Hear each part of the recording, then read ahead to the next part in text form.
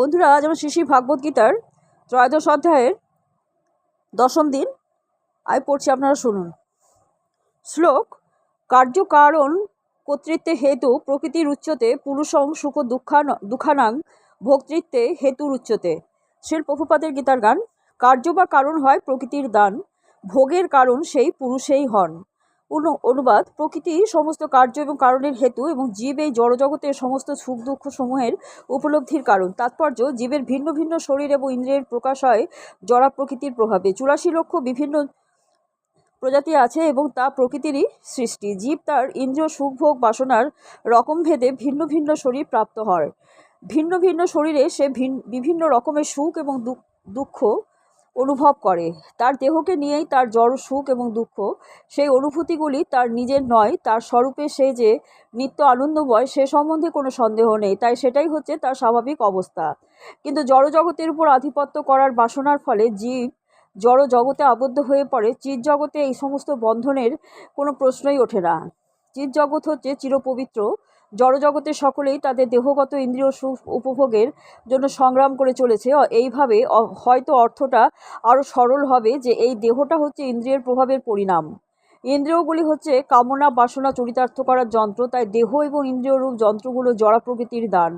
পরবর্তী শ্লোকে বিশ্লেষণ করা হবে যে জীব তার পূর্বকৃত কর্ম এবং বাসনা অনুসারে সুখ অথবা দুঃখ ভোগ করে। জীবের কামনা এবং কর্ম অনুসারে জড়া প্রকৃতি তাকে ভিন্ন আবাসনে প্রেরণ করেন। এই সমস্ত আবাসনগুলি অর্জনের জন্য জীব নিজেই দায়ী এবং সেই অনুসারে সেই সুখ এবং দুঃখ ভোগ করে থাকে। কোনো বিশেষ জড় শরীর প্রাপ্ত হলেই জীব প্রকৃতির নিয়ন্ত্রণাধীন হয়ে পড়ে, কারণ তার দেহটি জড় পদার্থ বলেই জড়া প্রকৃতির নিয়ম অনুসারে তাকে পরিচালিত হতে হয়। তখন সেই নিয়ম পরিবর্তন করার কোনো শক্তি জীবের থাকে না। যেমন কোনো জীবকে কুকুরের দেহে রাখা হলো, যখনই তাকে কুকুরের দেহে রাখা হলো তখন তাকে কুকুরের মতোই আচরণ করতে হবে, অন্য কোনো রকম আচরণ সে আর তখন করতে পারে না। অথবা কোনো জীবকে যদি শূকরের দেহে রাখা হয় তখন সে শূকরের মতো বিষটা খেতে আর সেভাবেই কাজ করতে বাধ্য হয়। তেমনি কোনো জীবকে যদি দেবতা শরীরে রাখা হয় তখন তাকে তার সেই দেহ অনুসারে আচরণ করতে হয়। এটাই হচ্ছে প্রকৃতির নিয়ম। কিন্তু সর্ব অবস্থাতেই জীবাত্মার সঙ্গে পরমাত্মা রয়েছেন। বেদে তার ব্যাখ্যা করে বলা হয়েছে, দা সম্পূর্ণা সযুজা সখায়া। পরমেশ্বর ভগবান জীবের প্রতি এত দয়াশীল যে তিনি সর্বদাই তার পরম বন্ধুর মতো পরমাত্মা রূপে তার সঙ্গে সঙ্গে থাকেন।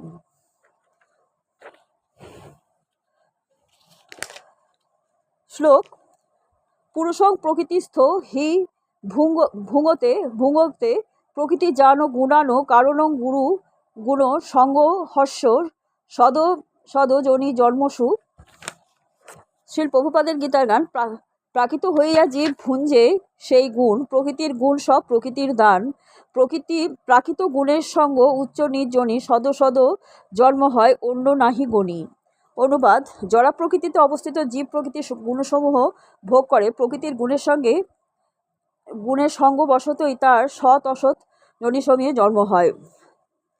তাৎপর্য: জীব কিভাবে এক দেহ থেকে আরেক দেহে জন্মান্তরিত হয় তা বোঝার জন্য এই শ্লোকটি অত্যন্ত গুরুত্বপূর্ণ। ভগবদ্গীতার 2য় অধ্যায়ে ব্যাখ্যা করা হয়েছে যে পোশাক পরিবর্তন করার মতো জীব এক দেহ থেকে আরেক দেহে জন্মান্তরিত হয়।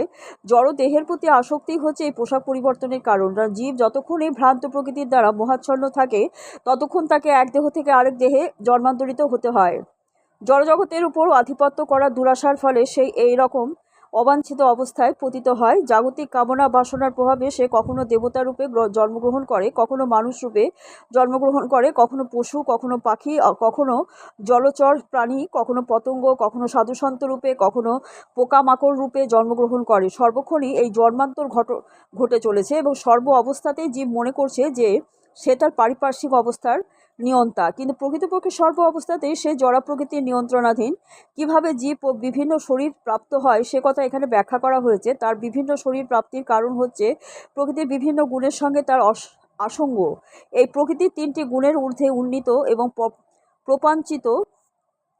প্রপঞ্চাতীত স্তরে বা গুণাতীত স্তরে অধিষ্ঠিত হতে হবে তাকেই বলা হয় কৃষ্ণ চেতনা। কৃষ্ণ চেতনায় অধিষ্ঠিত না হলে জড় চেতনা তাকে এক দেহ থেকে আরেক দেহে জন্মান্তরিত হতে বাধ্য করবে, কারণ অনাদিকাল ধরে তার হৃদয়ে জড় কামনা বাসনাগুলো রয়ে গেছে। তাই তার এই চেতনার পরিবর্তন করতে হবে। সেই পরিবর্তন সম্ভব হয় কেবল নির্ভরযোগ্য সূত্র থেকে ভগবান কৃষ্ণতত্ত্ব শ্রবণ করার মাধ্যমে। তার শ্রেষ্ঠ নিদর্শন এখানে দেওয়া হয়েছে। অর্জুন ভগবত তত্ত্বজ্ঞান শ্রবণ করেছেন পরমেশ্বর ভগবান শ্রীকৃষ্ণের কাছ থেকে। জীব যদি এই শ্রবণের পন্থা অবলম্বন করে তাহলে সে জড়জগতের উপর আধিপত্য করা চিরপুরাতন বাসনা ত্যাগ করতে সক্ষম হয় এবং জড়জগতের উপর তার আধিপত্য করার বাসনা যত কমতে থাকে সেই অনুপাতে সে দিব্য আনন্দ অনুভব করে থাকে। একটি বৈদিক মন্ত্রে বলা হয়েছে যে পরম পুরুষোত্তম ভগবানের সঙ্গ লাভে তার জ্ঞান যতই বর্ধিত হয় ততই সে নিত্য আনন্দময় জীবন আস্বাদন করে থাকে। বন্ধুরা, আজকে এই পর্যন্ত। আগামীকাল আপনাদের আবার পড়ে শোনাবো।